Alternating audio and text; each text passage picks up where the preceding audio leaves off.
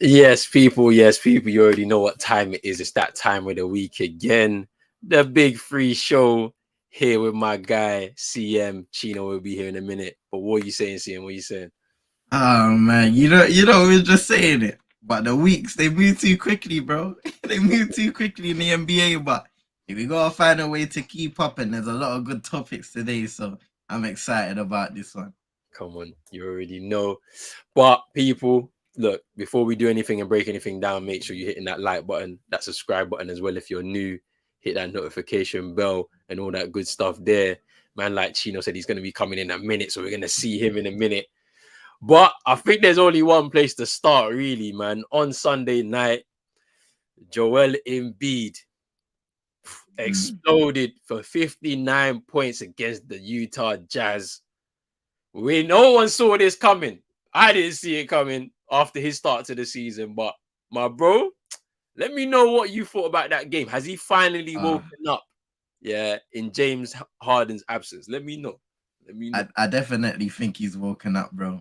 When I was watching, catching up on the game, kind of seeing the highlights and all of the stats and stuff like that, I heard the commentators say this guy had back-to-back 40-point games up until that point, and I feel like whenever Embiid gets given the reins to, be more expansive on offense, especially without a James Harden, you see a beastly version of it. I mean, a near quadruple double.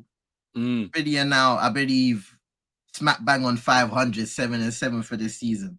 59 points, 11 rebounds, 8 assists. Was it 8 assists, 7 blocks? It's mad. It's a ridiculous stat line in the end of the day. And you know what?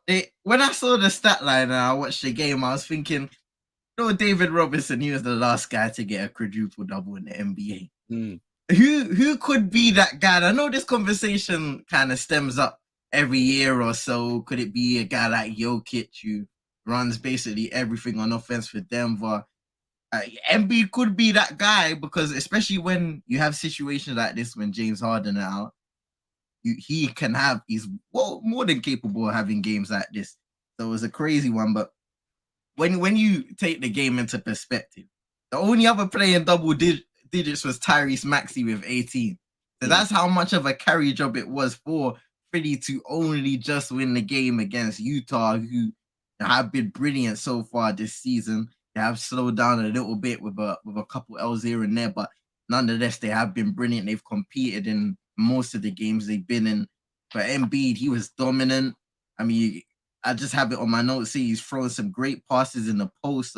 Even when he was facing up his defender, and he had the patience to engage and find the open man. So there'd be opportunities where he'd pump fake, kind of act like he's about to take the jump shot, and then somebody commits, boom, you throw it out to the corner dot, and then you got to make that shot afterwards. And for this game, his shooters were making those shots, which is why Philly ended up getting the win. So a brilliant performance by Embiid. I mean, he had 24 of the 26 free throws in the game. It's mad. Crazy, man. It's crazy. Big up Chino in the building. What you saying, my bro?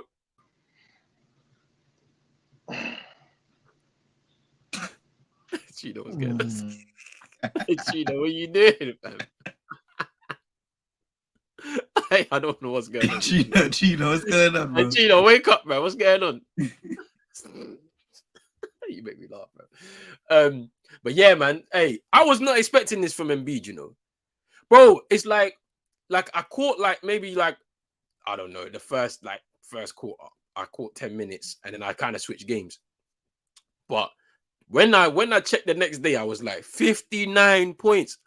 Yeah, Chino's something's gone wrong with him. Like he's got another enemy. Every time. Hey, why is there two of me? You got two Chinos in the cup. I removed you. I don't know. Oh my God, what is going on with the Wi-Fi, bro? I removed. Nah. You're good though. We can hear you. Yeah. Okay, what you want to say, man? I was listening to CM talk. Hey, what are you saying? You good? No, man, my team trash, bro. Bro, everybody's out tonight, bro. Jimmy's out, bro. Bam is out. Tyler's out. Duncan Robinson cut his hand today in practice on his jersey. Fam, He cut his hand in practice on his jersey today.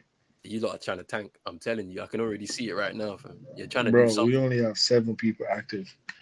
Man, that win by Niama, fam. They're trying to tank right now. I can see it already, fam. That's crazy. So you know, at the start of the season when they did the projected positions at the end of the regular season, fam, and they put you behind the Atlanta Hawks, yeah.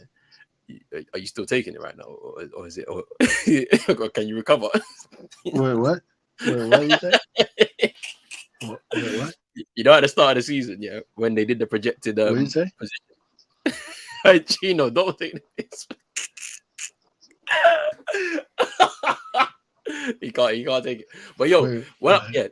So the next day, when I woke up and I saw that Embiid had got those 59 points, I was like, finally, you understood the assignment here. James Harden is out. I think he's going to be out for at least another week or so. And like, you need to do something because Tyrese Maxey, year 3, he's leapt up a lot this season. In certain games, he was the guy basically carrying the torch for you, but I just don't think he's at that point yet in his career to really lead a team. And what do you so, mean Embiid finally understood the assignment? He was an MVP candidate last year. He was the scoring champion last but year. this What do you season, mean? The man don't want this he don't season's want to been, play he's with been Harden asleep, this fam. season. He's been asleep this season, fam. You know it as well. You've watched some of the games, I'm sure. He's been asleep this season. And now, all of a sudden, he's awake. And I don't know if that's because James Harden is not on the court, hogging the ball, and, you know, the chemistry is not right. I don't know why it's not right, because, like, last season, you saw, like, a bit of their chemistry building. So I don't understand what's happened between last season and this season when he's been on the court. James Harden has kind of done a lot of work in the offseason to try and get a bit of that explosiveness back. He's trimmed the weight as well. Like, so now he's moving a little bit freely on the court. So I don't know. He's done the work that he needed to do as an individual to try and help his team. And then Embiid was kind of in a bit of a slump. I don't know if it's because it's a slow start. I don't know if it's just he's just trying to feel his way into the season. But he's now finally showed up. And I'm trying to wonder why. And I was surprised. But it's good. It's good to see it because obviously you said it last season, MVP candidate, scoring champion last season. So of course, where there's big expectations for you this season, you're supposed to be trying to help your team get to a finals. Chino's left. When I'm trying to explain. He says left as I'm trying to explain my point. Mad thing. I get you, man. You know what I'm saying? I get what you're saying. Like there's been, especially the first few games of the season, it wasn't the Embiid we've been used to. But one thing I'll say about Philly is they're still not convincing me, bro. Because there were moments when I was looking at it and there's a lot of a lack of focus is the best way to describe it. When it comes to even both ends of the floor, really, there's moments where they'll go absolutely cold. They can't hit a shot to save their lives. And that's not just Embiid, that's the other guys, Tobias Harris, everybody. Defensively as well, there were moments in the game where they were getting caught off backdoor cuts and inbounds, even an open play. So there's a lot of improvements to be made. And I know Philly fans are kind of asking for Doc Rivers' neck, but it's kind of peak, man. But we'll move from there. Yeah. I mean, let's see what happens with Philly across the course of the season, because with James Harden returning in about a week or so, now we're gonna have to try and see that partnership really develop well, because they're the two guys that's gonna carry the team. Then you've got Tyrese Maxey as that third kind of act to come in there and really help them push a little bit further. And maybe we'll see them stabilize across the course of the season, enter into the playoff situation, and then let's see what happens after that in the regular season. Big up to my guy Augustin. I already know he's ready for this World Cup. I know that you're ready for Ghana. We played well against Switzerland in the 2-0 win on Thursday. But yes, please check the channel. I've already scheduled up like a lot of games, and we'll be doing so across the course of the weekend. So we've got a lot of watch-alongs on the channels, and then obviously there'll be call-ins as well, as much as possible after as well. I know CM's going to be here. A few of the mandem are going to be here as well to just kind of help me along with some of this commentary on these games. So just check the channel. They're all scheduled up, and there'll be more scheduled up across the game, across the weekend as well. So, but big up to yourself, Augustine, for tuning in. Man's in New York right now, so you know it's kind of, I don't know, it's not early. It's like afternoonish time of there, but you know, I know he's having a good day. Man said, what? No more Jimmy Buckets. I don't know where Chino has gone, but for tonight, he's not there, fam. He's not there. Yeah, he's saying all for Victor. I'm telling you, like, we're gonna talk about it a little bit later. Like, there's the teams that we're expecting to be in and around that lottery kind of pick. They're doing well, fam. I don't know what's going on right now. I just don't know what's going on right now. But it's kind of crazy. They said no more MVP slander on this channel. I mean, let's see. I want to see more. We saw 59 points. I want to see more consistency. That's all I want. That's all I'm talking about. That's all I'm talking about. He's busy watching the Phillies and the Union. The Ghana versus Swiss match. I mean, there's not really much to talk about it. Like, you know, they got the win. Like, you know, we played some good football when I checked the highlights, but you know, it is what it is. All right, let's move on. So the Lakers beat the Nets on Sunday as well. AD with 37 points, 18 rebounds. Russ got 12 assists off the bench. I got a question for you, man. Do the Lakers Go on, Chino. What were you gonna say? No, let me hear your question first. Do the Lakers look better without LeBron in their side? Because off the floor this season, I believe they're 3-0. If he's off the floor this season. So it's looking, and obviously they won many games this season as well, by the way. So it's like, do they look better with him off the floor? You're saying the GOATs so you're saying this is like Man United and Cristiano? I don't know. You're saying the GOATs are washed? You saying the GOATs are washed? We might have to call Piers Morgan for let him and LeBron sit down and have their little, you know what I'm saying, 2-hour interview, fam. You know what I'm saying? Like, nah, LeBron won't do that. LeBron would be like, you know what? I saw this coming. I knew they were gonna say the Lakers are better without me. He be lying. No, but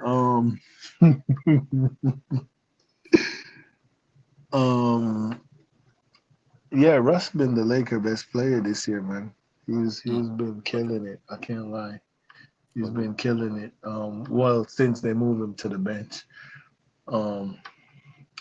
I think Russ needs to find a move. I think the Lakers are gonna make some move because they can't just tank because like they don't own the pick, so they have to it's either playoff or bust.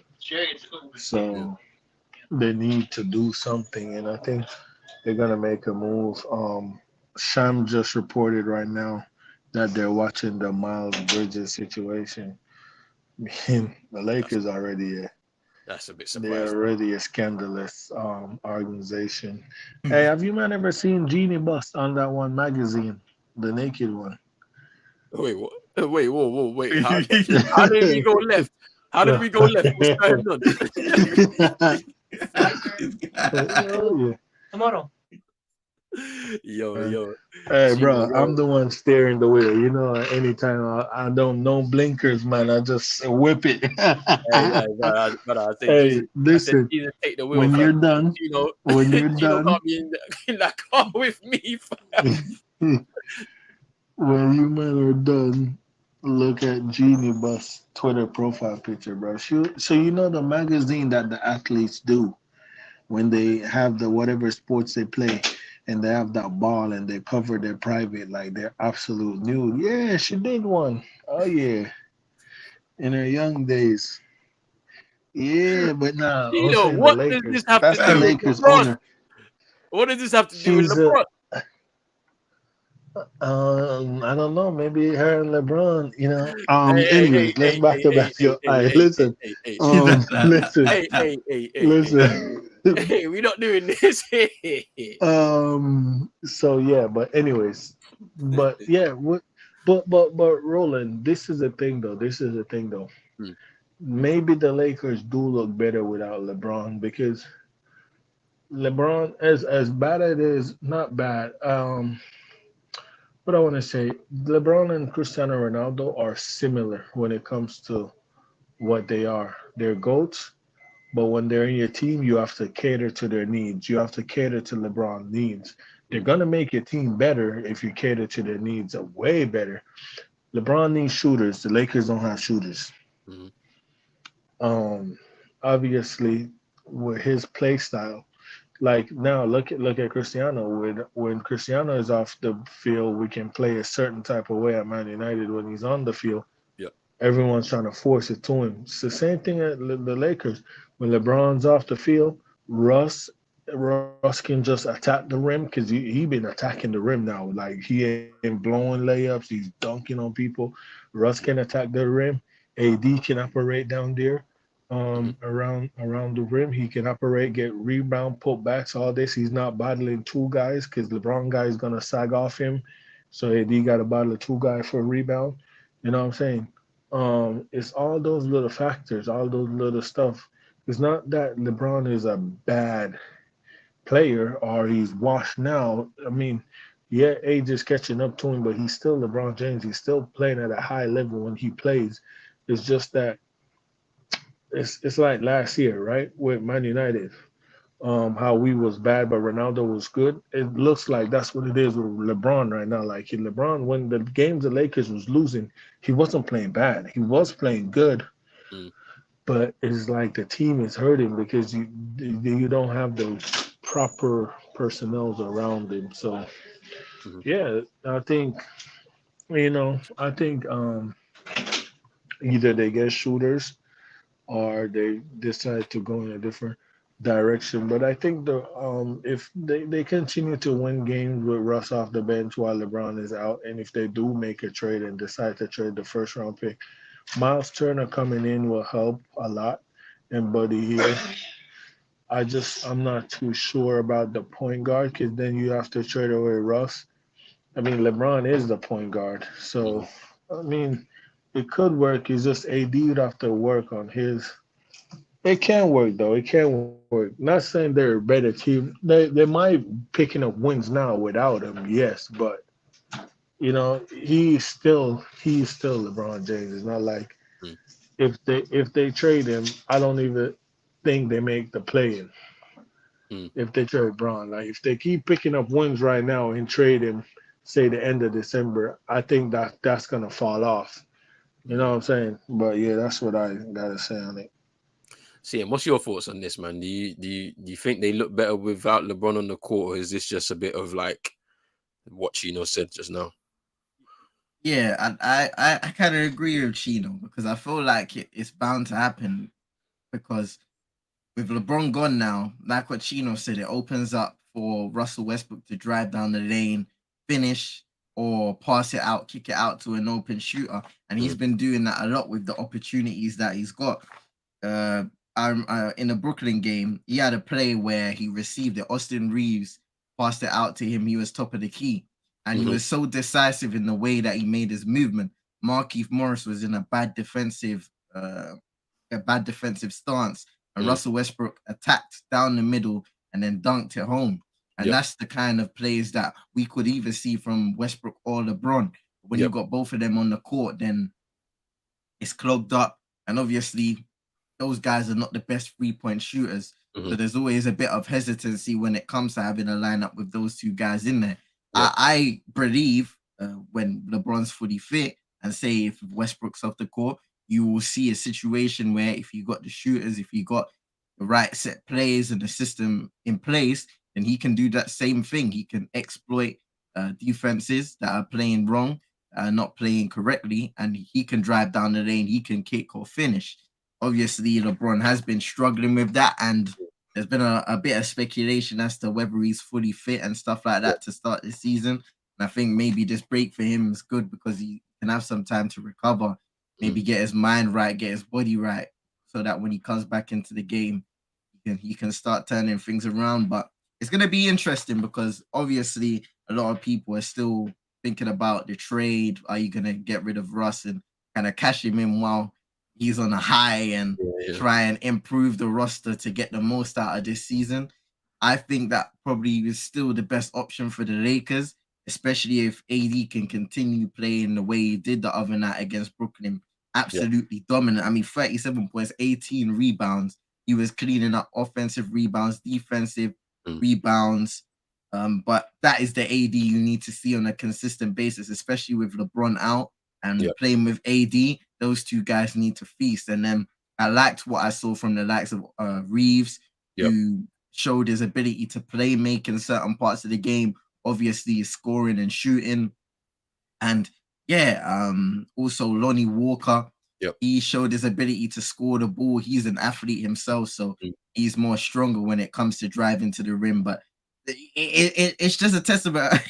It shows how this roster's been put together, where you have so many guys that rely on driving inside the lane and finishing. Obviously, those guys will have shooting performances. Russ has improved from 3-point range recently, but you don't want it where you've got LeBron, you basically got AD, Lonnie Walker, and all of these guys that are focused on one thing, and their secondary focus is shooting from beyond the arc. Because you find yourself in situations like this where they're 3-10 to start this season, and they don't know when they even reach the playoffs. Yeah, because I mean, like, even guys like I think, to be honest, it's not even like a reach to say that Matt Ryan is the best shooter in their team. Do you know what I mean? It's not a reach, you know. Like, honestly, like, he's not the greatest, but it's not a reach, bruv. Like, honestly, but what do you think is taking the Lakers like so long to like figure out what to do in terms of a trade? Because I guess, like, on one end, the players that they're looking at would be happy to come to LA and play in that team with the likes of LeBron and stuff. But then, you know, I know they're stalling on these first round picks that they've got, like, because they don't have none. They barely have any. Yeah, because the got AD trade, they gave up a lot of first round picks. Gave up. Oh, did they give those up? Was it the 2025, 2026 ones they gave up for AD? They don't own 23, so they don't. This is 23. They don't own 23. They have 24. I think they don't own 25, and they have 26. So they only have 24 and 26 because you can't give up consecutive picks. So if you make a trade, you can't give up like 23 and 24. You have to give up 23, 25. Yeah. What's up to 25, 27? So you can't give up back to back. You have to skip a pick. So they don't own 23. They own 24. They don't own 25. They own 26. I think. Yeah. So those are two they have. They have 24 and 26, and they have to hold on to them because they don't have nothing. Like, they have no picks. Yeah, because I mean, like, even the situation with, like, you know, their lottery pick, that's in the hands of New Orleans, isn't it? Like, the Lakers can go two route right now. Yeah. Lakers can either hold on to those picks and decide, listen, let's do a quick rebuild. Yeah. Trade. You're gonna have to trade the whole farm. Trade Ruff, AD, and Braun to contenders, whoever wants them. Make them available. Trade them to. But the thing is, you have to match salaries, so you have to have salaries coming back in return. Yeah. You know what I'm saying? Like, so I saw a rumor where like, it's a like one of the mock trades that I seen, and they were saying they were gonna send LeBron to New York for the Knicks. Jalen Brunson's gonna head the other way alongside, I think, Cam Reddish or something like that, something crazy like that. That was gonna happen. I don't know if that's even possible to do. It's like, because I just follow this kind of like mock trade thing on Instagram, and I was just like, they just kind of put out scenarios and stuff, and I was like, that's a very interesting kind of move. But yeah, like, it's I know they're stalling on, you know, whether to give up these picks, and this is probably the reason why they're, you know, struggling to try and get this done. But, like, at what point does it become too late for them to do this? Because right now you're not looking at them as even contenders for the play-in. It's going to be another write-off kind of season. So what do? Do they just go all in now and just or do they just try and work this out and see where they go? I think because originally they said they were gonna wait maybe 15 to 20 games. The way they're going in terms of wins, getting wins on a nightly basis, or depending on what games they have, they need to make a change sooner rather than later. Because when it becomes, for example, I don't know, something, and you only got 6 wins and you got 20 something losses, then it is hard to overcome that deficit to first get back to 500 and then go beyond that. And the West is so competitive this year that you need to take advantage of the games that you should be winning. And we a lot of people still stand with the point that a team with Anthony Davis and LeBron James fully fit should be winning games as long as they have the players around him. So it's about pulling the trigger at the right time for the Lakers, and I think that has to be soon if they are to make a trade. If they do believe they can make it work with Russ, with AD, with LeBron, and the rest of the crew, which I don't personally think they can right now, then fair enough. But yeah, that move has to come for me in within the next 5 games or so. Yeah. If anything, because you can't be. The most important thing is not to be blinded by the optimism that you're seeing. Wins like this sometimes can paper over the cracks. The fact that Russell Westbrook has been so good since coming off the bench, even though he'll have inefficient scoring nights, you still have to look at the fact that he had 12 assists. He's creating off the bench. He's being aggressive. He's being that leader. So you need to almost use that to your advantage and say, listen, Russell Westbrook can still do this, this, and this. And it doesn't even have to be off the bench. If he's in the right scenario to be that number one guy, that number one leader that you need to develop those younger talents, you can bring him in for a couple years or however you want him to do and let him do the job. Try and drag you to the playoffs and give those guys a good experience. Yeah. I mean, look, yeah, 100% agree, man. I think like something is going to have to give. And it's really dependent on the people at the top. Are they going to make the decision like now to pull the trigger, essentially now to pull the trigger so that they can try and salvage the rest of the season? Because it's not looking good either way. Like, you're going to either struggle to even get into a play-in at this rate if you can, because it's pretty alarming the way they're losing games. And then at the same time, it's like if you make the trade now, you're going to lose a lot potentially, right? And like you've got a player who's kind of on a high, was moving in a higher trajectory right now, and you're just going to let him go, and he's going to be happy. He doesn't mind. He's going to be able to play somewhere, start, and enjoy his basketball even more. And like then next thing you know, like you're bringing in some guys, they have to try and get into the system. They have to try and handle the pressure a little bit, and then also integrate with the team and gel with some of their new teammates. And it might even be too late then for them to get into a rhythm to get themselves going. So, like, it's going to be interesting to see what they do in terms of that front office. Like, how do they really salvage the rest of this season? But hey, I mean, that's the Lakers. We let them do what they need to do on the West Coast because it's really Hollywood, stacked. man. As I said, it's stacked, as you said as well, on the Western Conference. So, all right, let's move over to the Eastern Conference now. The Celtics are on an 8-game winning streak. The main question here is, should Joe Mazzulla take that permanent role? Because came in as an interim, in the wake of the Ime Udoka situation, started off a little bit shaky.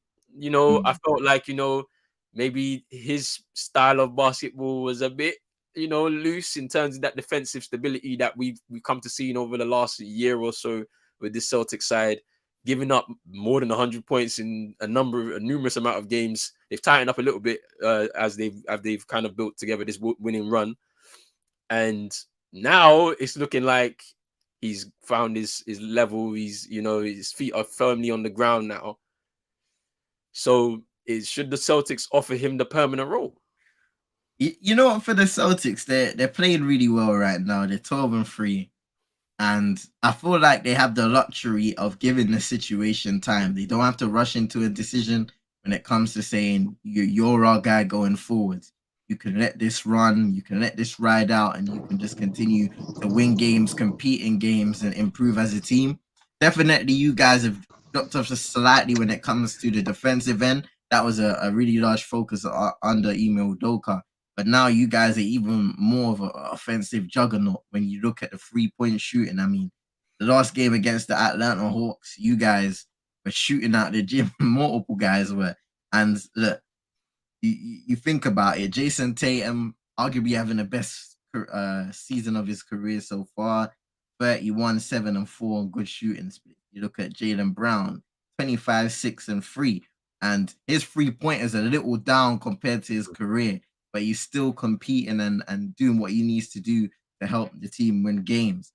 You're getting great starting production, but also production off that bench, especially against the Hawks. Starters combined for 82, and then your bench chips in with 44 points. So it was brilliant, and the Hawks bench came nowhere near that, which is why they just couldn't compete in the end of the day. But I've been really impressed with the Celtics of late. Obviously, the 8-0 record, winning wise, and you guys have gone up against some decent teams. We've gone up against the Bulls, the Grizzlies, the Denver Nuggets. Obviously, the They haven't Hawks. played They're not the anyone. They greatest stink. team, but nah. Come on, man.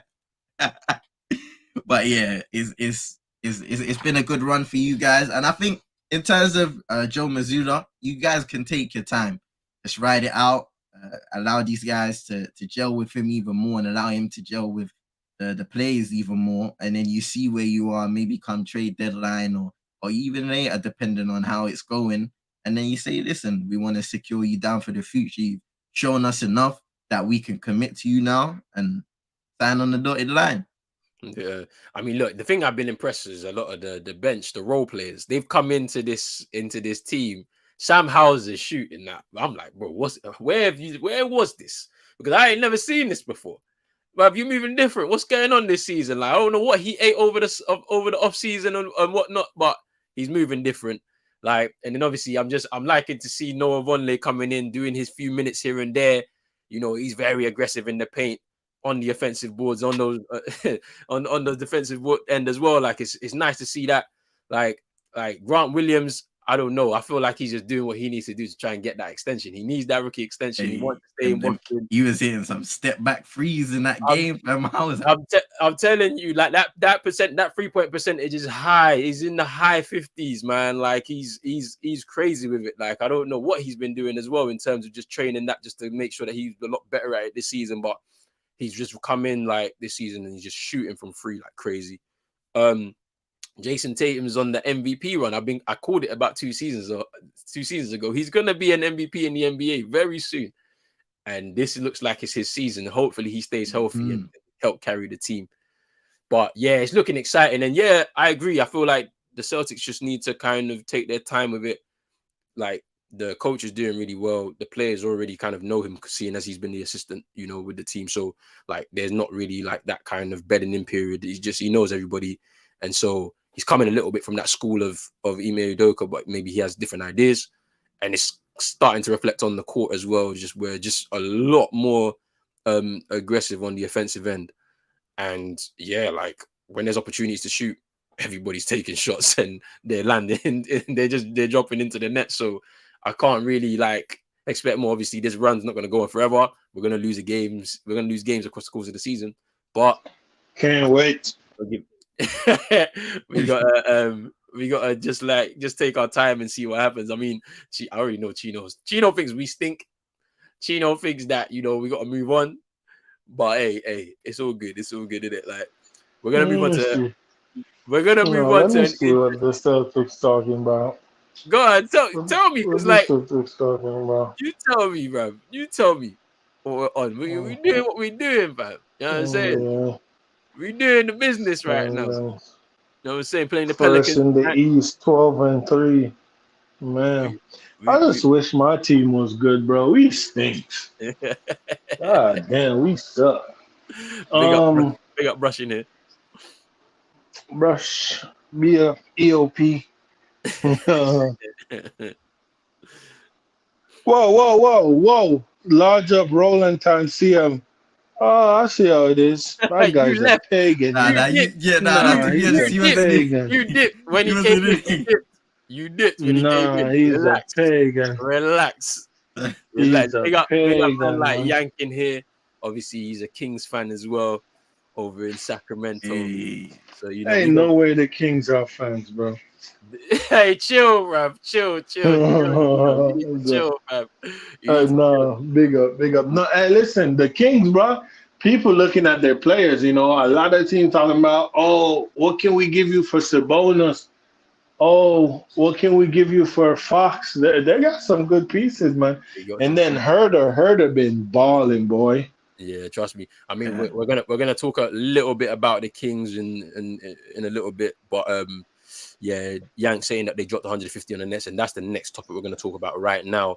So obviously the Nets lost 153 to 121 to the Kings, and Terrence Davis scored 31 points off the bench in that game.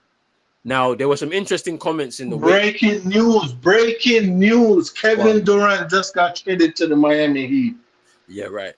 No, I'm just planning. It's a lie. I'm preparing for when it drop, you know. But when the news drop, we'll be here, fam. We're in a couple of months. But right now, look, after that game where they lost against the Kings, this was a quote from KD. He's talking to the Bleacher Report, and he said, look at our starting lineup. Edmund Sumner, Royce O'Neal, Joe Harris, Nick Claxton, and me. It's not disrespect, but what are you expecting from that group? You expect us to win because I'm out there. Now, them kind of comments there riled up a lot of people because these are the people that kind of reach into their bag and pull out. Well, I mean, LeBron didn't need that when he won a championship in Cleveland. You know, Kobe won a championship with them kind of like the players that weren't on his level. You know, in the 2000s, like no, y'all reaching. People were going in that bag though. They don't know. Name me a team that Kobe won a championship that stinks. Hey. You telling me Lamar Odom was a? First of all, I'm not even touching the shot stuff. No. You're telling me Lamar Odom wasn't no bum. You telling me Paul Gasol about him like that now because you know when Stephen A was like he was on crack. Because he's on crack. Yeah. That's the reason why we speak about Lamar Odom, not because of basketball. It's the other stuff. Yeah. But KD's comments, yeah, obviously they can be deemed as disrespectful to the teammates because I'm looking at look at Edmund Sumner for example. On the defensive end this season, he's a dog. You can see it on the court. Like I watched the game against the Clippers. I think was it last week or the week before? It was on the weekend. He was active with his hands. He was so active, just grabbing steal after steal. Look at Royce O'Neal. He's coming to this side. Like he seems unfazed. He's playing his basketball and he's doing really well. He got the winner last night against the Trailblazers as well. The tip in after KD's shot. So I mean, like. Some of these guys, Roland, I'm not having none of that. Nick Claxton has stepped up massively this. You can say he's a bum. I don't care. He's actually stepped up though. He stepped up this season. Buns. Guys, buns. Say your piece, bro. Bro, listen, bro. Why I don't get it, right? And I'm not a Nets fan, and I can't wait for when Durant is in the 305. I don't get this why people think that there have been teams that won championship with bums. There haven't been a team like that. Like there's no team. Michael Jordan, like Dennis Rodman and Scottie Pippen was no bum. And then the role players, people not looking at the role players around. Oh my God, this maintenance guy. Is he watching me? I just got home. And I just motherfucker on the car. Oh, sorry, excuse me. Hold on. Go ahead, CM. Let me let the maintenance guy. You make me laugh, bro. You make me laugh. You know what the thing is? Obviously, I feel like a lot of people would say, as a leader, you shouldn't be saying that. But at the same time, you've got to read the room when it comes to the teammates that you have. Sometimes those kind of comments are all right, and you know it's gonna get the reaction out of the group. And I feel like KD is just honest. I think. His teammates, everybody understands, or most people at least understand that Kevin Durant, after that burner incident and all of them things there, he's been straight up. He's been honest in the end of the day. And that's the best part about him. He's transparent. He'll let you know what he thinks about you and vice versa. He'll want you to do the same with him. I don't have a problem with those comments because quite frankly, he's right. He, at this point of his career, he spoke about just being happy that he's on the court competing at a high level. He had an Achilles injury.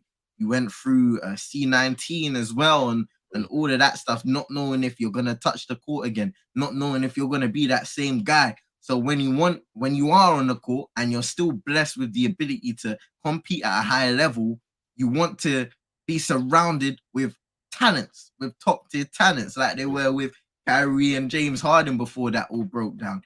You want to be surrounded with guys that are going to help you to that championship aspiration, to that championship goal. And right now, that's not the case with the Brooklyn Nets. And Thank you, CM. that's the main problem. Thank you. Tell him, CM. Tell him. This guy want to talk about this when he have a whole super team over there at the next. Yeah, before I We was built saying our team. before We the built our yeah, team. I get that. I get We that. built us. They Roland, become Roland, this. I'm not saying Roland, but I'm not saying you didn't. I'm not saying that. You actually robbed the Nets and built that team, which was Yeah, we good. did. Yeah, It we was did. it was We definitely but I'm not that trade was crazy. But anyway, I'm not saying that though, crazy. Roland. This is the point that I'm trying to make with saying that the point is when you match up like for like, right? Mm, With what KD have on his, as like CM saying, what KD have at his disposal compared to what you have, the Bucks have, mm, the Cavs have, matching up like for like. Okay, KD and Kyrie, freaking Kyrie. I mean, we all love the guy basketball wise, but when it ain't vaccine, it's the other stuff they're throwing at him and all the other stuff and the other this and that. It's just an unstable thing when it comes to him being on the yeah, court. It's very yeah, unstable. Um, Katie's saying it's me alone. Like I'm by myself. If I go in a shootout with the Cavs, they got Donovan Mitchell who can torch me. They got Jerlin. They got Mobley. Like don't get Mobley twisted. He can go off too. yeah. They got what's the name who can just go crazy down low? Allen. Jared They Allen. got Kevin Love Yeah. who can come off the bench and light you up. Even That's Darius what Garland. KD is saying. Your team, JB, JT, Grant Williams, the big head dude, the dude that missed brains, all brains, no brains, all head. What's his name? Derek White. You got Derek White. Like, you know what I'm saying? Like that's what man's saying. Man's saying, like, listen, if I ain't out there, which one of these guys is gonna go in a shootout with these teams? That Mm. you see the point? Yeah, You no, no. see the point? Look, What like no, no. when you look at I'm it, when I'm Kobe, here to provide a balanced view in it. So when I hear I him ain't no say this, balance. We don't when need I to hear balance. No, when I no, hear no. look, when I hear Yeah, him say this, when he gives his comments, I'm here to provide the balanced view. You guys are here to Listen, come and challenge everything that I'm saying. That's what this is about. So listen. we can actually When have a good KD is debate. saying You know this, what I mean? this is on the Nets, bro. Mine Yeah, is what KD is saying is I told you to trade me. I'm not about to hold any punches in any interview now. I'm gonna say how I feel because I told you to trade me. If he was on the Warriors or another team, even if it wouldn't if he was comfortable, he wouldn't have said it. He would have been like, yeah, we'll figure it out. You know what I'm saying? Those are the comments you make when you feel good about the team you're in. It yeah, just needs to be figured out. But he doesn't feel good about the team. He doesn't want to be there. He doesn't feel good about the organization. He doesn't. It's not just Steve Kerr he didn't rate. Not Steve Kerr. Steve Nash, that bum. Nash. He don't rate Sean Marks. Sean Marks is a bum. Like he doesn't rate these guys. Like Joey Tosser, he's a tosser. He's a bum, bro. If we catch him in the street, bro, the straight slappings. Yeah, like these guys are bums. Like the next organization is a bummy organization. So that's what man is saying in the interview. Like, yo, listen, it's trash. Like that's yeah, he's trash. yeah, Like he needs more, bro. I'm telling you, he needs more. And he doesn't. I mean, the coach they have is like, he did good, blah blah blah. He doesn't have a coach at his disposal like a Steve Kerr, Pop when he have his good teams and guys are out. Spo, like mm, these guys, like even what's the name?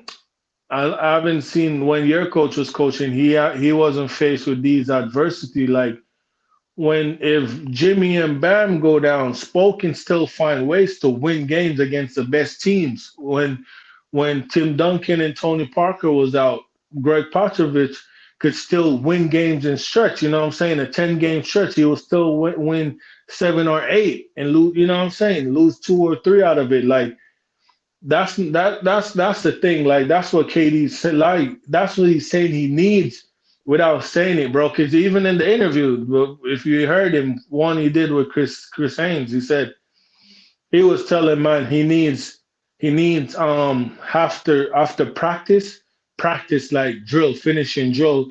He wants the heat culture. I'm telling you, bro. After practice, no, big man thing. After practice, UD and Jimmy and them, UD, Jimmy and Bam stay and play 1-on-1, bro. Like they, like king of the court. Like that's what man is telling them. He needs these extra practice. That's what he was telling Steve Kerr. And like nobody was behind. Like that's what he said. Nobody is staying behind. KD don't want to be there, bro. And we said this in the beginning that the saga was not over Mm. and long may it continue. But yeah, at the end of the day, like CM said too when he started, know your crowd and when what you're saying, some teammates will take it as fuel, some teammates like Ben Simmons probably butthurt, which He KD played don't well last care. night. He played well last night. To be fair, though, Seven. he played well. I'm done, bro. I just stole my phone and did the Soldier Boy walk. Drake, I'm done.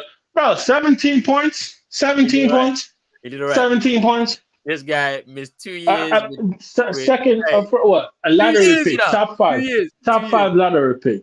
Drake. Bro, really? Man said 17 points. Yo, he did all right. He did better than usual. That's all I'll say. But That yeah, no, that's all I'm saying though. KD wants out. We know that. KD wants out. sometimes the truth hurts. The next team is proper stinky, like the Lakers. Says Yank. Claxton is nice, and Harris can get in his bag, but that's it. I mean, we ain't seen much of Curry this season at all. Like, I Oh, don't know. Harris. Yeah. To be fair, like it's a bit strange. Obviously, we know he's a lights out shooter, so it's like it's a bit, I don't know. I think he's just recovering from injuries, so he just needs to get back into a rhythm. But we haven't seen much of him this season. I know it's not going to be much to help the team, but it'd be nice to see him on the court a little bit more.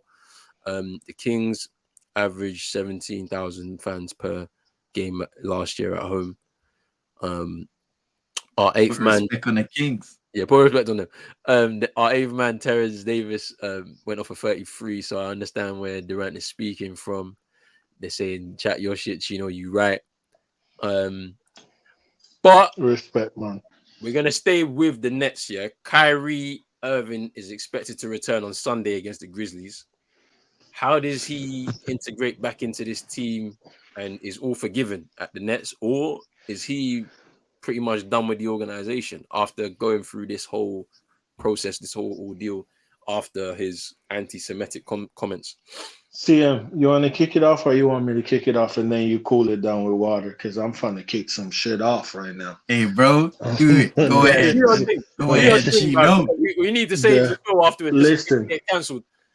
Listen, what happened is the Negro finished picking his 6 box of cottons.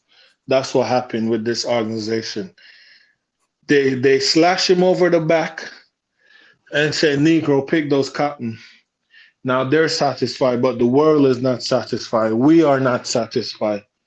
And I don't think Kyrie we know Kyrie don't want to be there. I think Kyrie will be a deadline day trade somewhere to a contender when like earlier CM was saying something about the Lakers. You can't wait till you're like 6-20 trying to get back to 500. So later on, when you see what team is around that 500 mark and need a point guard like that he want to go to, he will get traded. The Nets is, like I said earlier about the KD situation, they're a disgusting organization, and I don't mess with them. And I could speak for both of you, man. And I know you, man, don't mess with them because they're just so disgusting. If you feel otherwise, let me know so I could pull out my Dr. Umar's whoop and give you my vote 500. You know I'm not on But that yeah, side. so yeah, the Nets, yeah, they are disgusting. Like Kyrie, they said Kyrie made a mistake. We all know Kyrie is not anti-Semitic. Kyrie is not the type of person from what we see from Kyrie, not what the media try to portray of him. We know Kyrie's not a hateful guy. He's a guy that's very in touch with the motherland, you know what I'm saying? He's very in touch with his African roots and stuff. And He doesn't wish hate or harm upon anyone. And Mm. what the Nets have done to him, how they leak stories, how they're trying to portray his picture, it's very disgusting. And how when the backlash came out, how everybody trying to save face and talk about, oh yeah, Kyrie have worked on this stuff and we're very happy. Me and my wife had dinner with Kyrie and his family. Kyrie met with Adam Silver. Like all of them all of them deserve all of them. I'm not gonna say what they deserve because it's very, yeah. So um yeah, it's unfair on the young brother, and what I'm saying, I wish he comes back. I see him because he's Kyrie Irving. No matter what you're talking about, you don't need you like he's gonna help your team improve massively. For one, if you want me to go into the basketball on the court, you know, Kyrie can shoot the three off the dribble or catch and shoot. He's gonna put pressure on the defense, pick and roll. If your big is in drop, he can pull up on that mid range. He can go left, right. Layup package is ridiculous. We had never seen no layup package like that before. Um, Whatever you want, he can give it to you. Three-level scorer, all level. Like Draymond Green said one time, tweeted that Kyrie Irving is a big man in a guard body. Mm. That's because of his touch around the rim, the way he leans away from contact or lean into it, protect the ball, lay up. You know what I'm saying? He's gonna help scoring wise. Defensively, he ain't no punk. You're not gonna just trying to mix match hunt him and get what you want. Like he's gonna, you know what I'm saying? We saw against the Nets, not the Nets. I hate that team so much I don't want to say their name. The Celtics. The Celtics. We saw against the Celtics when, he wanted to guard JT when they got swept.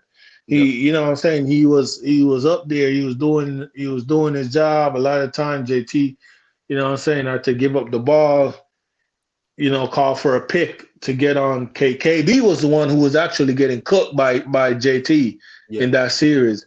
You know what I'm saying? Kyrie, like he's gonna help. He's gonna help in a lot of ways. But I hope my brother get out of that organization. I hope he find peace in another organization. I hope they embrace him. And I hope it's in Miami for him or KD. I'll take one of them. Oh yeah, go ahead, CM. Yeah, big up. I've just found it funny how the Brooklyn Nets, after obviously all that happened initially, all of the backlash that came their way, it seems like they're almost trying to rebuild his reputation in an attempt to try and salvage something out of Kyrie Irving Mm. for however long they are gonna keep him and KD together, which is interesting because I have a couple things written down here where they basically said both sides are happy with what he has done throughout the process, given the number of community leaders he has met, and then apparently there's this anonymous source that said he's gone above and beyond, and all of these things there. So we're seeing all of these things come out about Kyrie that are positive all of a sudden, where initially it was all negativity, it was all trying to break him down and make him look like somebody that a lot of people have realized by now he's not. In the end of the day, he made a mistake. Yes, we know that. And it's how you respond from that mistake that makes you the better person in return. And we always knew that once everything boiled down, Kyrie Irving was going to do the right thing. He was going to follow and do whatever he needed to do to get back on the court. And it looks like that will be the case come Sunday. You summed that up perfectly. I don't need to say nothing else there, CM, bro. Like that was perfectly summed up because, like, he's at the end of the day, you're in a situation where you just kind of have to do what they ask. And Yank, you also made a great comment here. They're making him look good so they can dish him. Yeah, they just want to just clean up the image a little bit, kind of get the teams around the league that potentially are interested in him to, calm down, and then they find the best package that works for them, and he goes to another team. They don't have that problem anymore, that they will say, and they can get a player that can fill the void. And I mean, I don't like the way it's kind of transpired across the last 3 weeks, like where it's gone from vilifying him making him go and run around do these laps and jump through all these hoops, and then now start putting out positive stories about what he's been doing, and then you're gonna just discard him anyway. Like, I just don't like that. Like, and we know some of the negative connotations that surround that as well. And yeah, man, it's just not good. It's not good. But yeah, I mean, I know NN wants him at the Sixers. I mean, that'd be just a big free. I can't lie over there. It's Yank saying send him to the Lakers so he can reunite with LeBron, which is what was being rumored in the offseason anyway. But we're also gonna kind of lean towards the Kings now. I mean, De'Aaron Fox has now signed with Clutch Sports, Rich Paul's agency. Is he, obviously he's been doing pretty well this season, you know, a bit more consistent on the scoring end. Is he gearing up for a move? Even though I know it's been denied in the media literally yesterday, I believe it was, when the news came out that he's changed agents. Where do you think he could potentially end up, and how high is his ceiling as a player, you know, in the rest of his NBA career? Not Miami. Oh, you go first, Ian. Go ahead. Go ahead. Not Miami. You already ruled him out. Wow. No. I want him, but we don't. We Clutch Sport. We don't. Yeah, literally. I'm in a Miami group chat, and literally as soon as it announced, like the group chat went nuts. They're like, "There goes that," because you know him and Bami is good friends. Like we're like, "There goes that." Now you know, no De'Aaron Fox to Miami. Because of the Clutch Sport. Bro, we do not do business with Clutch Sport, bro. At some point, we're gonna have to put that differences aside. I probably when Pat Riley retire, probably. Yeah. That difference got to go aside because a lot of the top players are leaning that way. You know what I'm saying? Levine, De'Aaron, like they're picking up a lot of the top talents. You know what I'm saying? Apart from Ben Simmons. Yeah, yeah, De'Aaron will. I mean, De'Aaron, you're gonna pay money for him. Oh I yeah, mean, he's going to get that bag. As soon as you switch you, agents like that, you're going for a bag, literally. he got a bag. He's coming up on another one. Probably coming up on another. He just signed an extension though. When did he sign it? When He did did. he sign I his think it was extension? last season. I swear it was last season. I'm sure. So well, yeah. But he's. I'm telling you, it's either he's trying to get out and like Yeah, go he's probably that getting bag. moved. I think it's He's for gonna a get that move. Yeah, you're gonna pay close to what the Cavs pay for what's his name? What's that guy? Sorry, Donovan Mitchell. Donovan Mitchell. Yeah, yeah. But Yeah, you yeah. don't He you also probably Donovan Mitchell. I swear he signed an extension last season, and then no I'm sure he no did. I'm sure. no Donovan Mitchell contract I'm sure he did. no he signed his extension 2 seasons ago. Oh, it's 2 seasons His ago. contract is up and you have 2 more years on the Cavs, I think. 25. His contract is up. Yang saying Fox If ain't I'm moving. The Kings won't let him go. He doesn't want to move, and he's already making money. I mean, this is your bias talking. We have him locked up until after 25, 26. He's making 32 plus a year for the next 3 years. Yeah, I mean, it's interesting because when you look around the league, I'm a fan of De'Aaron Fox, the way he plays with intensity, his ability to get to the rim, obviously, his speed, um, and he's improved over the years. And mentioning the fact whether he wants to leave or not, obviously the quotes came out, and I think it was one of the journalists on ESPN. I think it's let me get the name right, Mark J. Spears, who was on a podcast and basically said he spoke to De'Aaron personally, saying he's of the Dame mode. He wants to create something special in Sacramento, and that would take a lot of things to happen. Obviously, you commend whenever a player is loyal, but the right things have to happen in a set period of years to keep a player happy. In the end of the day, I think Sacramento, they just need to put certain things together. I remember watching the game against the Nets, for example. You had guys like Sabonis doing what he needs to do down low. Terrence Davis coming off the bench and providing what he did on the night. Yeah. Malik Monk, Trey Lyles, who also played brilliantly, 58 points from the first three off the bench alone, 80 points overall off the bench. They absolutely blitzed them. And one thing that I have to say is the Sacramento Kings are one of the best fast break teams this season in the NBA. And against Brooklyn, you saw the best of that when it came to in getting in transition, getting those 3-pointers, getting those steals, layups, and just creating those opportunities. But yeah, as for De'Aaron Fox, I think for now he wants to stay in Sacramento and he's happy there. We always say down the line, if something ain't happening and a player starts to get older and you get more anxious because you want to achieve things, that's why you're in the NBA, then you never know what will happen down the line. But for now, I believe that he stays put in Sacramento. This just gives him an outlet, should I say, because when you're a clutch client, there are opportunities around the league.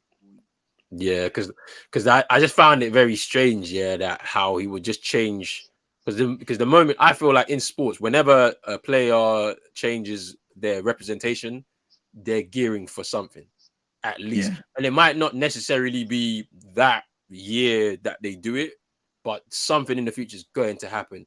Yank saying that the rumors last year out of the Kings, his friend works for their front office, was that they were going to build around Fox and Halliburton, and obviously Halliburton was traded to the Pacers. Sabonis went over there in return, and I do kind of like commend like players that do want to stay and kind of build a team that contends and try and win a championship with a team that kind of gave them the faith to like start their careers and stuff like that.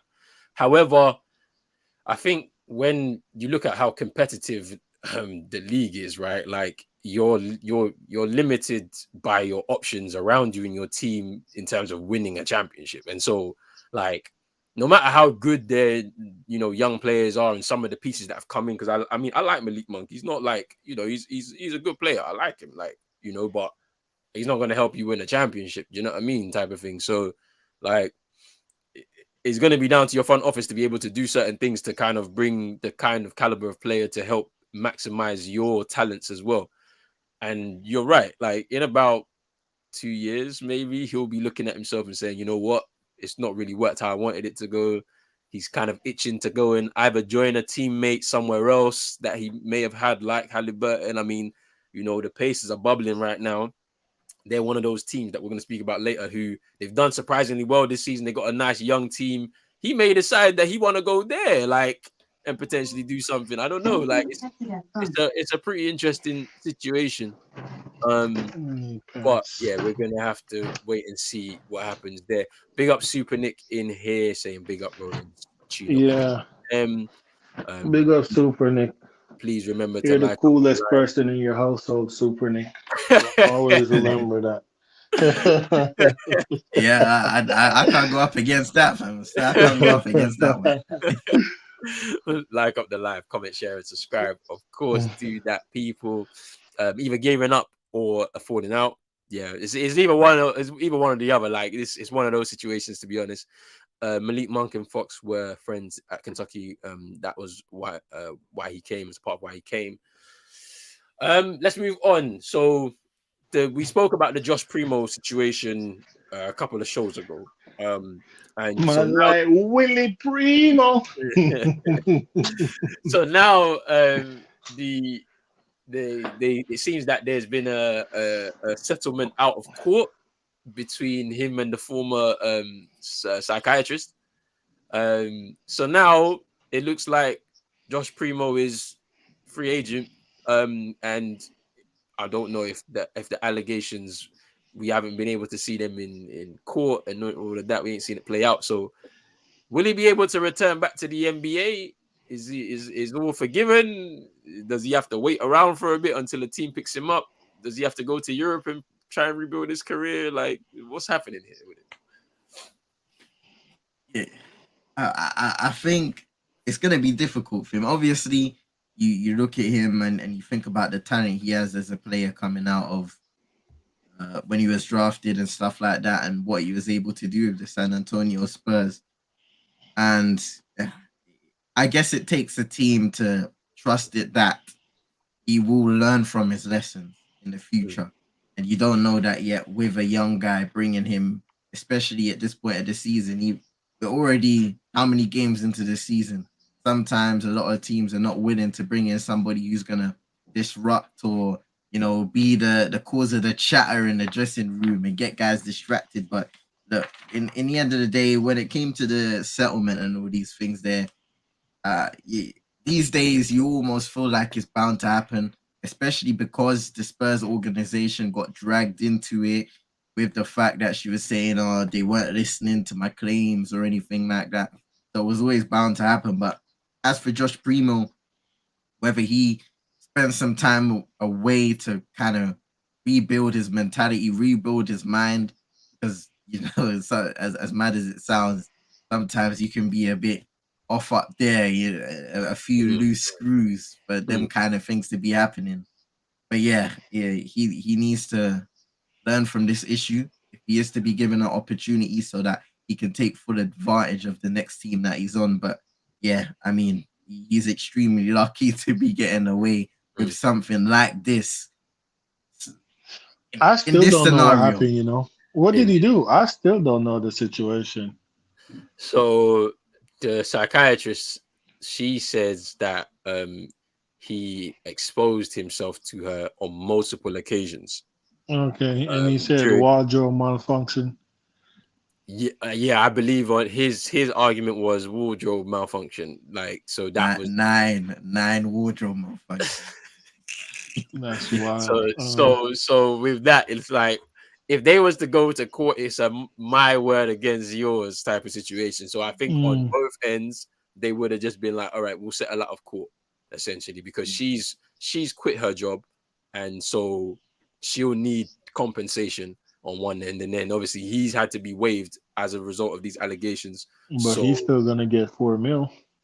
I believe so, yeah. Like Like a 4.6 or something. yeah, I he's think old, so they still it's a gotta pay guarantee. him. Yeah, it's a guarantee. So obviously, like, so she'll say, for that situation and me having to leave my job, I need Yeah, to be compensated. So she kind of did that, and instead he's of what 19, 19. 19 years old. Before I touch on the Josh Primo situation, no, Yank, no, they don't, they won't do him like Miles Leonard. You see, people talking about Kyrie anti-Semitic. No, No, he that was. brother He was definitely was. Hey. He anti-Semitic. definitely was. No, He we used the can slur. say it because we saw the facts. Yeah, He used the slur nah, on a Twitch stream. yeah, Yeah, yeah, that brother there. That's why he's not in the NBA. yeah. Yeah, so yeah, but Prima times the Doka equal MJ times Hey, no, two. no, no, no. And then you're mad. You're mad for this one. You know it. You're mad. He allowed his white child to go low. and and You're is mad. a funny guy. He's mad. That's what he Um is. yeah, so the Josh Primo situation, right? He's a kid, man. He's 19. Like, society, we're so quick to condemn the younger youths. Like, we need to teach them, because he's younger than all of us up here. Like, that's a kid, you know what I'm saying? We have to groom them, help them do better, give them chances. They're quick to give all these other, what I'm saying, these rich billionaires who are usually of a certain demographic, what I'm saying, a certain type of people. They're quick to forgive them for racial slur or domestic abuse and all these different type of stuff. You know what I'm saying? These are big grown old men, like, Mm, who've done lived like three times the life Josh Primo. You know what I'm saying? This is a young kid. You know what I'm saying? Get him counseling, get him help, because obviously you say he's going through, mental stuff too. You know what I'm saying? Get him the proper help, because you wouldn't want a young kid like this to top himself off. You know what I'm saying? Not putting that out there, you know what I'm saying? But the depression stuff is real. So get him some help. It's a very good talent. And just get him reinstated back in the NBA. I'm pretty sure a team will look at him, you know what I'm saying, trying to get him back in the league. They're gonna say, listen, we don't trust this and that. So we ain't gonna offer you the bag yet. Prove yourself back again, and then we can give you a bag. And just let him get back in the lead, focus on basketball. Sometimes we need to forgive, move on, let them learn from their mistake, and hopefully the lady, what I'm saying, she can get the help she need to, and she's not scarred. She's not going to bed just dreaming about Primo Willie and seeing it every time. Yeah, why both of you, man?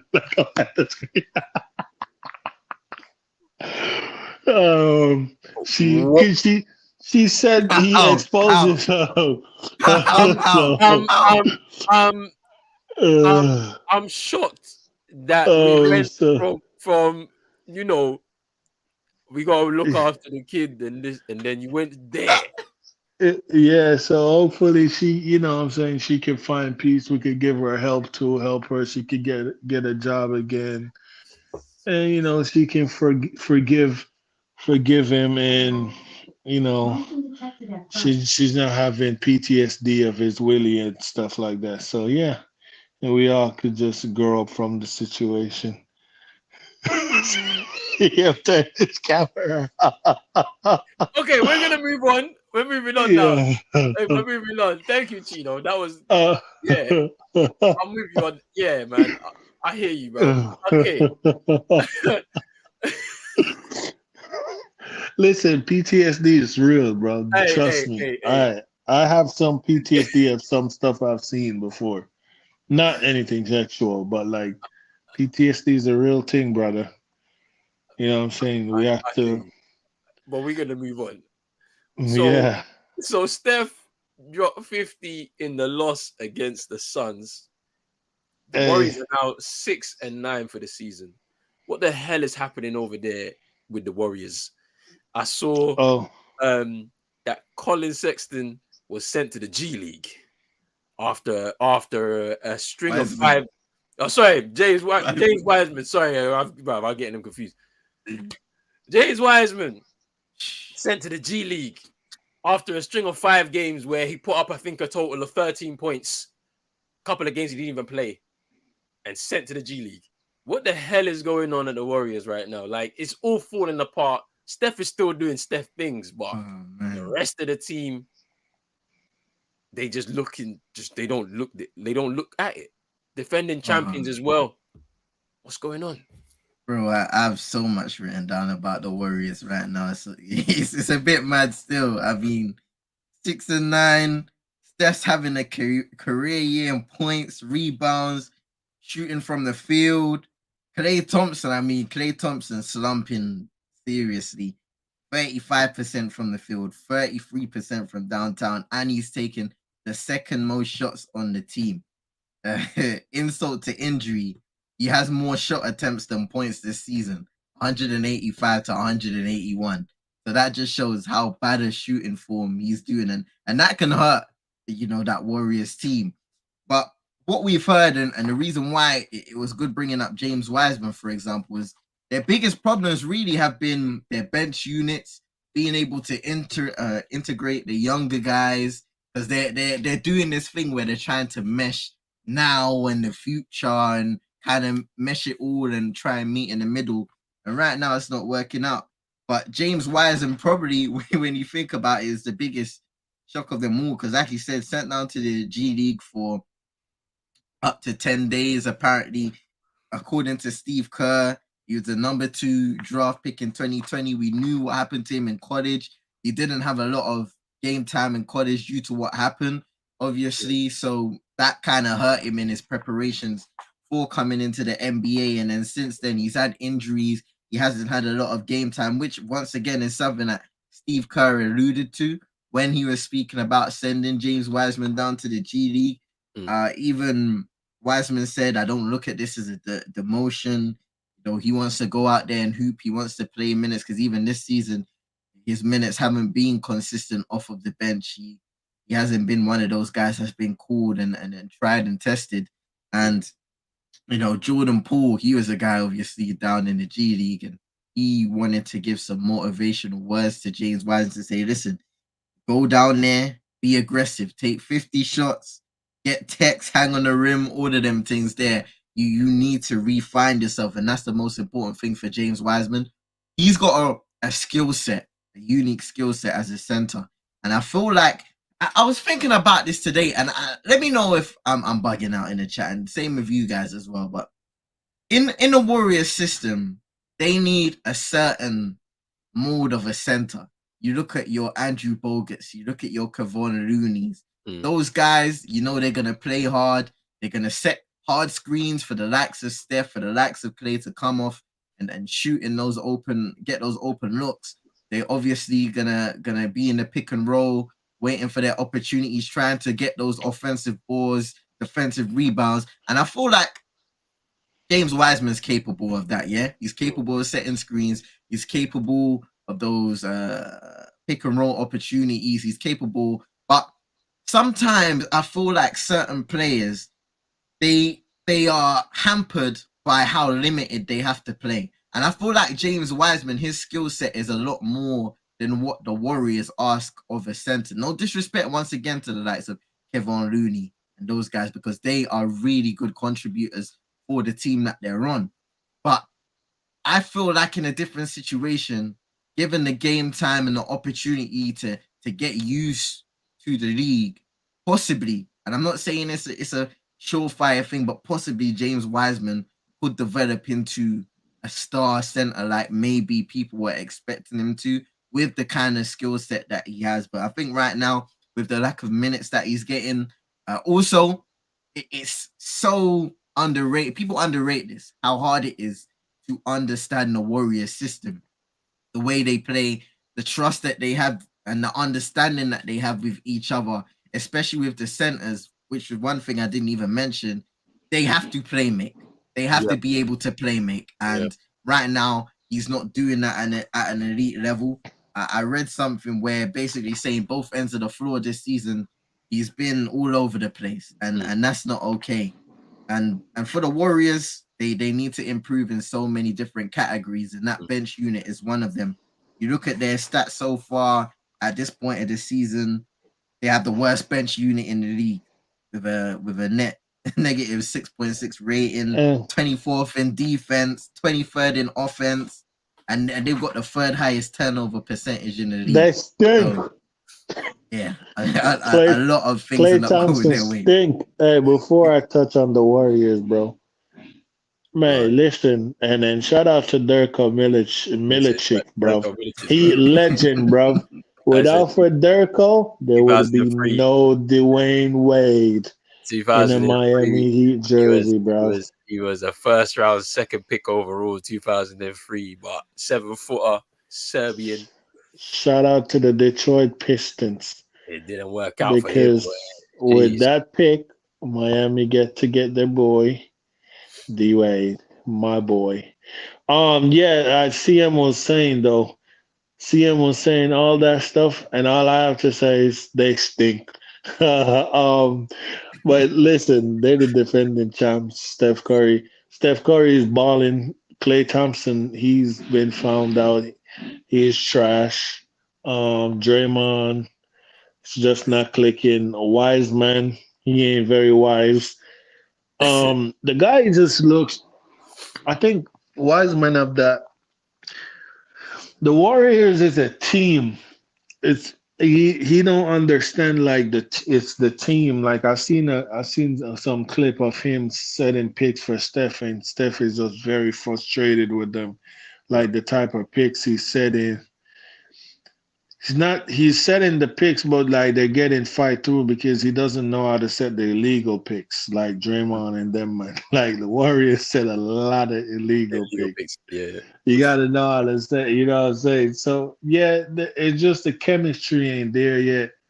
He got to figure it out, and he got to come with more energy, man. He got to come with more energy and that's the thing, you work out Anthony Edwards and you decided you want to go with the Steph, the Clay Ralph is and the Wiseman instead of getting that guard, that pairing would have been lethal, Yeah, it would have been. But woulda, shoulda, coulda. Yeah, Wiseman, he need to figure it out. Draymond, I just think Draymond head ain't there no more. I Yeah, mean, his I head's think gone. the contract situation, all that Clay been figured out. People trying to blame the injuries. Yes, the injuries are tough. I mean, ACL especially. We know that you're not the same. The spring ain't there no more. The bounce ain't there. But that's not even it. Russ is shooting a higher percentage of 3 point than Clay Thompson. I mean, just 1%. Russ is at 34 and Clay is at 33, but we're gonna still run the agenda, you know. Yeah, so but yeah, they I don't really care because they got a ring, bro. They got rings more recent than my team, so fuck them. But no, this is what I wanted to read to you, man, before, right? Mm. Miami play the Wizard tonight, right? Out tonight, right? My only 7 players active to play tonight. 7, bro. And 5 players start, bro. Out tonight, right? Jimmy Butler, right knee soreness. Bam Adebayo, left knee contusion. Tyler Error, sprained left ankle. Duncan Robinson, sprained right hand. Gabe Vincent, left knee. What? I think left knee something. The mechanic, non-COVID illness. Victor Oladipo, left knee tendonitis. Grandpa, personal reason. They say grandpa, you know. Oh, Omi, Omir Yurtsevin, left ankle surgery. Bruv, we were cooked. That's crazy. So only seven We active. So only seven on, active players. only 7 active player, That's bruv. crazy. I'm gonna watch that game just for entertainment. I want to see how that's gonna work because I've never seen that before in my life. But let's see. Let's see. Bro. They must have drafted in some people from the G League. No, they Yeah, must have. they're both on the bench. So that's Kane and Orlando Robinson. Our starting lineup is Larry Struess, Martin, Highsmith, and Jovic. and Jovic. Okay, fine. Yeah, I was about to say. I was like, "Where's Jovic, bro?" But yeah, that's kind of crazy. They said D Wade is a fruity guy. He was doing that naked magazine thing that Jenny Boost did. Respond to that one, Chino. Um, Ever since Paul signed his contract, Draymond's head's been on the chopping block. He looked behind him every day to make sure that the B-Tech Danny Green don't sneak in.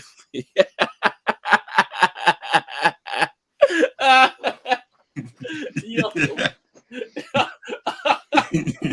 that's a funny comment. I can't lie. That's a funny comment. All right, last topic before we wrap this up. There are 4 teams in the league currently right now that are doing unexpectedly well at the start of this season. CM's team, OKC, the Spurs, the Jazz, and the Pacers. I want to get an opinion from both of you guys as to why these teams are doing so well at the start of the season. CM, my bro, kick us off. Boy, we can talk about OKC, man. I mean, 7-8, they have an opportunity to get back to 500 tonight against the Memphis Grizzlies. It's gonna be a tough game, but it's gonna be a good watch. I mean, there's so many things you can speak about. SGA having a career year in points, averaging over 32, 17 points in the paint, which is, it's all worldly levels for a guard. We're thinking about John Morant. He averaged a high amount of points last year in the paint. I'm sure he is this year. 17 is insane for a guard. And he's improved his 3-point shot over the years because he took a slight nosedive last season. He's grown into the role of being a great leader as well. I think it's so underrated, those Chris Paul years that they had together, obviously getting to the playoffs and picking his mind, learning a lot. And you can see a lot of that in SGA's game, the way he's able to control the almost calmness that he provides on the court, the control that he does.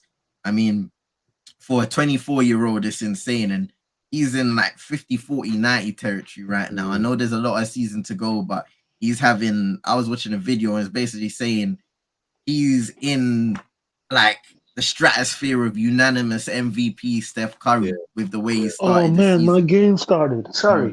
Your Hold on, game's man. No already I'll be problem, back. started, bro. bro. Your game's already started, and you're No down. problem, bro. But nah, it's crazy efficiency from him. He tied his career high against Washington with 42, and you don't doubt him on doing more. But even the other guys, I mean, We've got 4 guys averaging double digits in scoring. SGA, obviously, Lou Dort, Josh Giddey, Trey Mann. There's so many other guys like Pokuševski, Aaron Wiggins. We have so many guys. Obviously, Shet, he's injured, and we'll get him back next year. So this team is so talented, but they compete most importantly. When you think about it, and it's crazy to even think about it this way, we're ahead of teams like the Boston Celtics, like Miami Heat, Memphis Grizzlies, and the Denver Nuggets in defensive rating. So with the 14th best defense in the league. And these guys, they compete on both ends of the floor. Of course, there are times offensively and defensively where we'll have lapses in concentration, which is normal when it comes to young teams in the end of the day.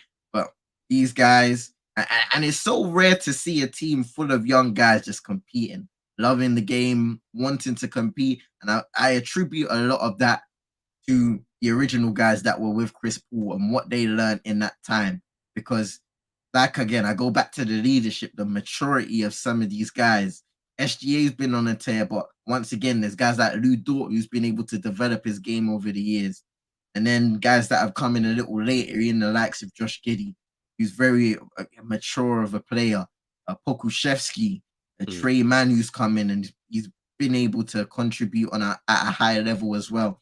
It's just about finding that level of consistency for OKC, which we haven't been able to do yet.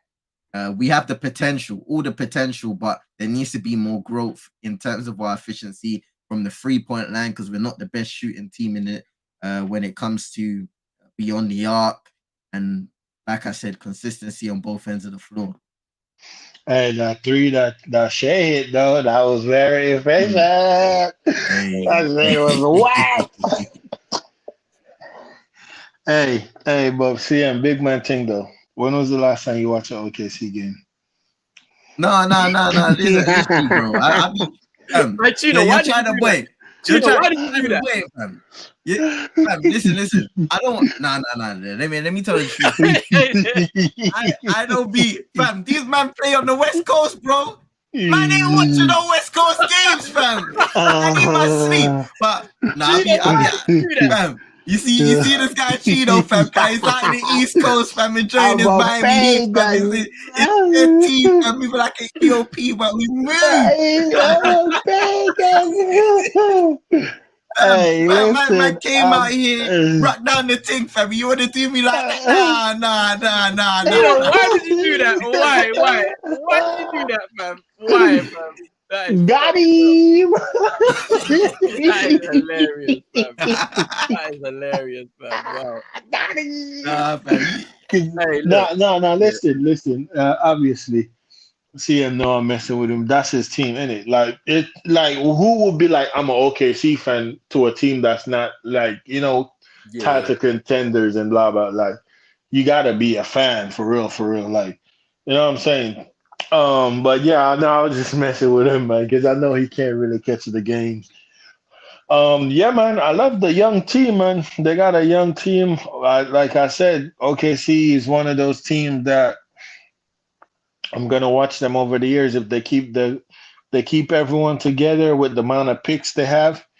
They keep developing. Obviously people are gonna get traded for other stuff. You know what I'm saying? Like a vet. When Shea and Giddy and even when shit comes in and everybody fully developed, they're gonna need to start going around the league to see what vet is available, and send out a pick up whoever off the free agency and send, because you need vet to win. Like, you need vet. You can't just, obviously Shea and these men, they're gonna grow, but they're young still. You know what I'm saying? They're still gonna be 24, 23, 25. Like, they're still gonna be young. You need those 30, 32-year-old vet to come in and show them how to win. You know what I'm saying? Even, you know what I'm saying? But yeah, I like OKC, man. Very good young team. I mean, what about the Spurs or the Jazz and the Pacers? 'Cause they've also had like great starts to the season. I mean, I seen the rookie Jeremy Sochan with the dunk yesterday. The Pacers obviously, You know, Halliburton is there. Chris Duarte's been doing really well this season. Matherin as well, the rookie too, doing pretty well himself. Like especially going toe to toe with Paolo Banchero, as well. Like in terms of the battle of the rookies and whatnot. How do you think that they're faring in terms of their start of the season? Are they being fueled by these kind of tanking talks that have been surrounding their teams as well as OKC? You know what? All of those teams I'm high on. Let me start on the Spurs real quick. They got guys like Trey Jones. He came from Duke. He was there with like Zion and RJ Barrett them times. He was kind of a senior figure in that team, and he's having the best year of his career in the third year. In his third year in the league, he's averaging just about 12 points a game, almost 7 assists, and an increased role. Like you said, Jeremy Sohan. He showcased his growth and potential on both ends of the floor, his ability to create shots and make the right reads, especially in the post, making the most of mismatches, which is something that I've seen him do. He's a very underrated passer early in his career, and defensively, he has the size to be one of the best in that position. And then you got Keldon Johnson, Devin Vassell having career years in the scoring department, 22 points and 20 points per game, respectively. You got guys like Yuka Pertl, obviously very underrated center for what he's done in the last couple of years. His playmaking, his scoring, defensively solid, can rebound the ball at a high clip as well. Moving on to the Utah Jazz, I mean, they traded away Rudy, they traded away Donovan, and like you said, all of this trade talk, and they've responded. They have guys like Laurie Markin and Malik Beasley, Colin Sexton, all of those guys that have a chip on their shoulder because they weren't chosen. They weren't the chosen ones. They have to earn their respect. And in the end of the day, like, you got to give them it because Laurie Markin is having a career year. He's looking really good. Probably the best he's looked since, I would say, maybe was it the second or one of the first couple of years in Chicago. He looked really good in Cleveland last year, but that was more so in a supporting role. This year, you can tell he's the guy in Utah, and he's treating it that way. Malik Beasley, a couple nights ago, had a really good game where he was shooting lights out. Colin Sexton, he's intense. He'll drive to the rim. I always remember that image of him remember when he was in college and they were one man down or a few man down, and he was still just playing his heart out, trying his best. That's the image I have of Colin Sexton, and he's just intense on both ends of the floor, and those are the guys you want to have on your team, whether it's a starting role or on the bench. Kelly Olynyk having one of his best years in the league as well. Surprising as well as I see it, so I can't How are you gonna say one of his best years in the league when man went to the finals? Respect Kelly O, you know. Hey, respect Kelly but O. as on an individual level, on an individual level, for sure. Exactly. Oh my God. And hold on. For the Pacers. You know, is fucking up them chips right now. He's fucking up them chips right now. Watching this game. No, it's some planting chip. Yo, it said I came back and it said the host have muted you. I was like, fuck, I wasn't muted. So they heard me. I could hear you just chomping away at them. I was like, mute. Yo, I see like, him yo, is trying to do his thing, and you're just chewing chips. Mute, fam. But I was like, why didn't these men say something? Because it said the host have muted you. I was like, fuck, they must have heard me. Yo, the bums are hooping right now. Their defense, they suck though.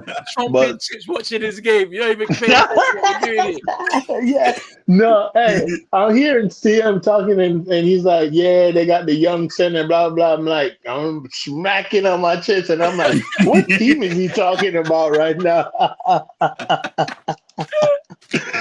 No, hey, listen though. Hey, Danny Ainge said people's trying to throw dirt at his name. He never tanked, blah, blah, blah. He don't believe in that, brother. Why are you lying? Oh my God. He's lying, bro. He's lying. Listen, Ainge said tank season, marketing and Kelly O and Saxon said, brother, we have different plans. The Jazz, if they continue to do what they're doing, I mean, I could see them. I could see them in the playing if they keep, but they're playing a high, like they're playing out of their mind right now. Yeah, yeah. I don't know if this is sustainable. I'm gonna Then check out one of their games this weekend. I'm for sure. I'm gonna check out one of their there games. might be a playing team that might be in the playing still.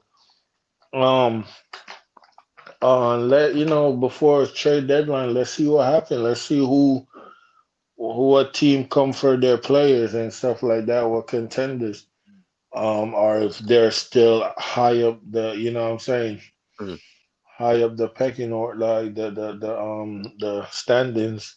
Let's see. But the who was the other team? The Pacers. Faces, yeah. Yeah. Yeah, bro. Halliburton. I have high hopes for that kid, man. He gonna get his bag too when his Mm. rookie extension. He is nice. I like him, and he was a passer. Like his years in Sacramento, he used to dishes a lot. He's scoring now, showing that he. I knew he could score because I went to when I watched him live when they played the Heat. I was Mm. like, this guy can score. You know, Mm. he's passing up wide open shots. I think the game I watched him live, man, dropped 15 assists, bro. 15 assists. Was that the game you Um, went? Was that the game you went to watch live yeah, last yeah, season? yeah. Last year, yeah, last season. Yeah. Yeah, I was like, this kid, he's gonna be something. Mm. And then they traded him. I was so surprised. I hit my Me boy too. because he a Kings fan. I was like, bro, what are I they was doing? surprised for Sabonis. You know.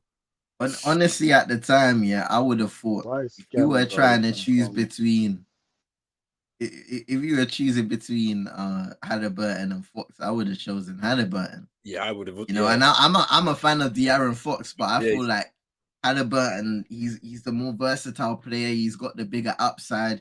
I mean, right now, man's averaging a double points and assists. Good 3-point shooter, and that De'Aaron Fox is still developing in that department. But I gotta put respect also on Benedict Mathurin, the rookie, and Miles Turner, because I saw Yeah. something. It was on StatMuse or something like that on Twitter where it said the most points per game on under 30 minutes this season. And it's both of those two guys, Benedict Mathurin with 19.9 points per game and Miles Turner with just over 18. Like I mean, it's crazy what they kind of got, and I'm obviously missing out Orlando as well because Bo is having a resurgence, and this is the last thing we'll talk about before we wrap up. He's having a bit of a resurgence now. You know, last few games he's really been cooking on the court, like really trying to tap into that potential that we all know he has. You know, and they're another one of them kind of teams that they're bubbling under the radar. That obviously this season obviously going to be a lot very early for them, but in a couple of years, if that core group can stay together, they're going to look like a different kind of animal. You know what I mean? And yeah, it's kind of crazy, man. These teams are they're going above and beyond the expectations that we've had for them, and like who knows where they're going to end up. The Jazz could end up back in the playoffs again after trading away two of their best players.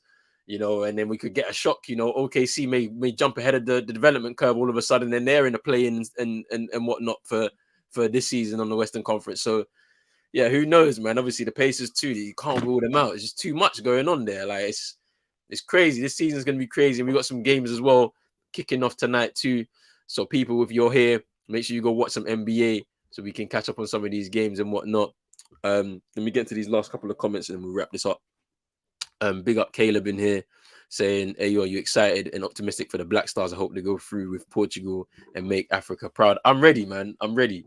Portugal on Thursday. I'm going to have my dad come and do this watch along with me. So it's going to be pretty interesting. He's going to come over to my crib and we're going to watch this game together. So it should be interesting. That Shout first out game. to Roland Pops. Come on. The guy that actually make the real jollof and don't use ketchup like certain Don't man do on the that. stream. No, don't do that. Don't do that. Don't do that because there's evidence. We got evidence in the GC. I made the jollof. You might seen it. Don't do that, please. Don't do that, fam. But yeah, That's wild, fam. I said ketchup. Allow me, fam. But yeah. So I'm hoping Ghana go through that game against Portugal is going to be tough. So we got to navigate through that one and then see what the rest of the group says. But yeah, big up for your comment though, Caleb. Big up for tuning in as well. Man like NM was laughing at Chino eating those chips, but he's still eating them now, fam. I can still hear it. You still hear him chopping away. I can still hear him chopping away, fam. Nah, Yo, hey, shut up, yo. bro. And then don't do me like that. I can make jollof. Don't do me like that. Don't do me like that. Don't do me like that. Don't do me like that. But right now, people, Breathe.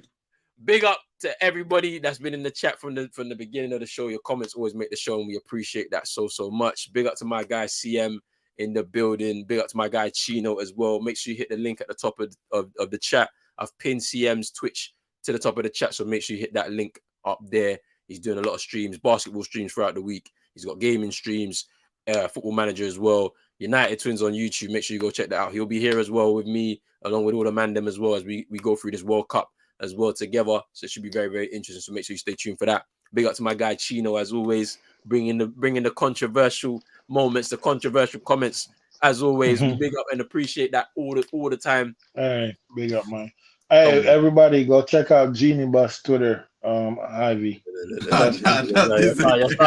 Don't start this, please. I'm begging, fam. But yo, let me see if they still got it up. Fam, on Genie that note, Bus. Nah, she changed it. What a pagan. Instead he changed it. Hey, on that note, people, we're gonna be out right now. Make sure you hit that like button, that subscribe button as well if you're new. Hit the notification. Yeah, man. Big up, people. Respect for coming through. Big up.